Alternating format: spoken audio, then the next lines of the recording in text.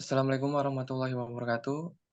Sini saya Aldi Saputra dari kelompok 1 mata kuliah pemrograman web akan mempresentasikan hasil progres dengan tema memori dari website progress.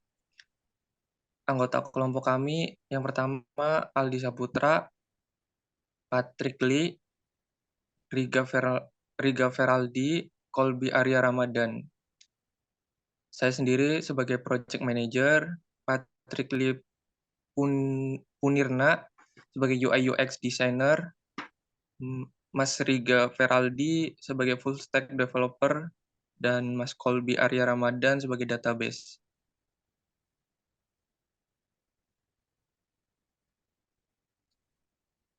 Timeline project minggu ke-1 sampai ke-2, menyusun rencana proyek, merancang skema database, desain riset, membuat wireframe, awal mengevaluasi teknologi dan kerangka. Minggu ke-3 sampai ke-4, mengembangkan desain, visual, dan prototype, mengimplementasikan logika, back-end, implementasi skema back-end.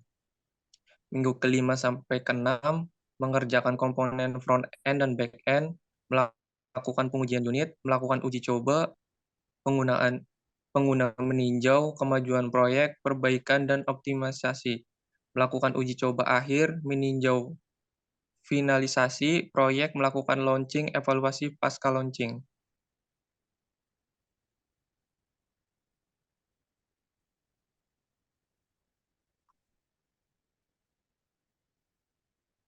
Ya, Mas Kolbi. Oke, berikutnya itu ada information arsitektur. Yang pertama memori, kemudian ke homepage-nya, registration atau login pendaftaran, kemudian bagi lagi di search bar, kemudian find your notes, cari notes kamu, kemudian buat judul dan tambahkan teks. Kemudian di library bisa ditambahkan dengan kartu notes, kemudian diedit dan juga bisa di delete. Kemudian bisa create notes, upload image atau video, tambahkan teks, dan save notes. Kemudian di menu akhir ada profile dan edit profile. Next. Kemudian berikut adalah user flow-nya, mulai dari start, homepage, have account, apabila tidak memiliki, create dulu buat, kemudian login page-nya, kemudian masuk ke dashboard page, kemudian create first tag-nya, kemudian text or media, dan finish.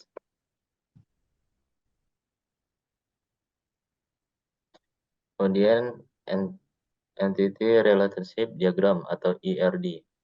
Berikut adalah gambaran dari ERD-nya yang berisikan dari reminder, tag, notes, dan user. Oke, sekarang saya lanjut untuk menjelaskannya. Jadi ini adalah eh, kerangka kasarnya atau wireframe-nya dari website yang telah kami buat. Lalu untuk cara hostingnya sendiri, sebelum memperlihatkan website yang sudah kami buat, ini adalah cara hostingnya. Yang pertama itu eh, masuk ke file manajernya. Nah, lalu di file manager buka public HTML, masuk ke folder public HTML, lalu diekstrak file yang sudah kita coding atau ininya filenya. Nah, lalu itu setelah itu di file tadi kita bikin folder htaccess dengan settingan rewrite engine on, rewrite base, dan rewrite rule. Nah, setelah itu membuat untuk file database menggunakan MySQL. Nah, ini kita sudah bikin di sini. Lalu jika masuk ke phpMyAdmin-nya, tabelnya seperti ini. Dan ini adalah cara setting hosting dari website yang sudah kita buat. Nah, penjelasan cara setting hostingnya itu pertama upload folder Laravel ke hosting yang sebelumnya yang ada di gambar. ke public HTML, lalu diekstrak foldernya, lalu buat file.htaccess-nya, lalu si htaccess-nya sendiri diisi oleh file seperti ini. Kita ketik rewrite engine on, rewrite base, dan rewrite full. Lalu setelah buat database yang di phpMyAdmin, kita akan import file SQL-nya. Lalu kita bikin settingan .env, update db first connection, db host, db database, db username, dan db password. Nah, lalu ini website akun hosting. Di link websitenya ada di sini, memoir.fun. Hostingnya kita menggunakan Diago Hoster, domainnya memoir.fun, dan akun emailnya menggunakan connection.micro@gmail. Ini milik saya pribadi. Dan passwordnya seperti ini. Kalau Bu Vesya ingin membukanya, bisa. Lalu database-nya seperti ini, dan passwordnya seperti ini. Nah, kalau Bu Vesya ingin mencoba eh, website yang sudah kita buat akunnya, ada di email riga.ferali@gmail.com dan password di tugas kuliah. Mungkin langsung bisa saya jelaskan atau praktekkan websitenya secara langsung. Nah, ini jadi tampilan websitenya adalah seperti ini. Di sini ada header-nya, ada logo dari website kita, lalu ada discover, why us, dan ada control action, sign in, dan sign up. Nah, ini seperti ini tampilannya, penjelasan website ini untuk apa, kegunaannya.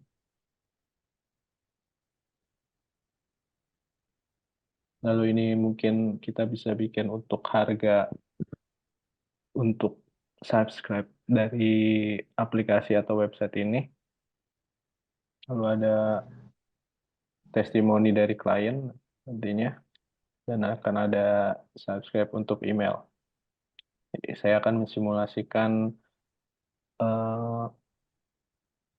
login atau akun yang sudah kita buat. Sign in. Nah, di sini ada email. Email saya masukkan menggunakan email saya.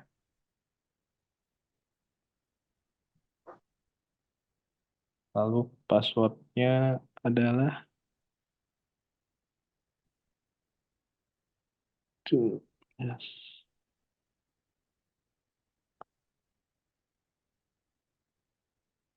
Nah, jadi ini jika pertama kali masuk, langsung dihadapkan dengan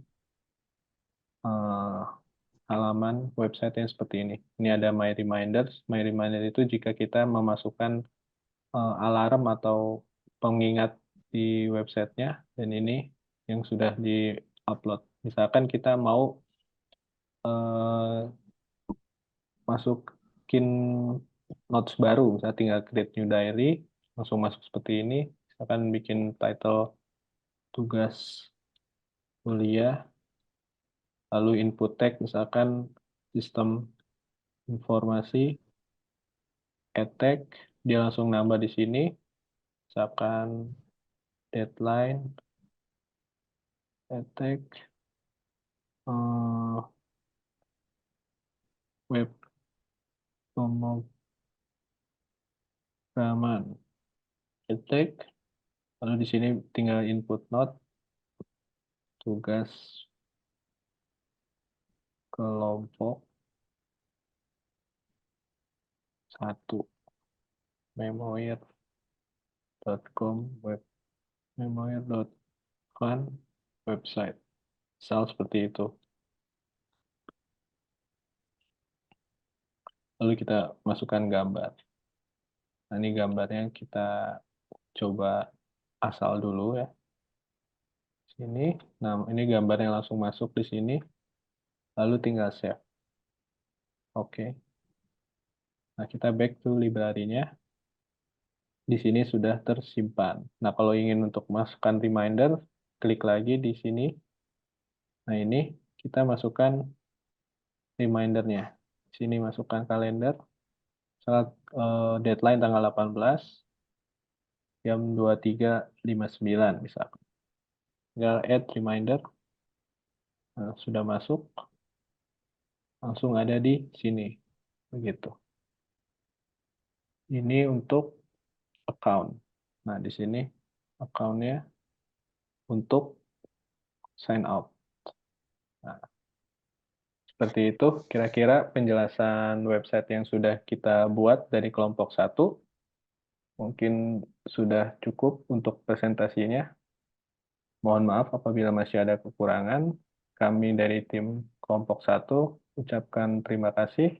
Assalamualaikum warahmatullahi wabarakatuh.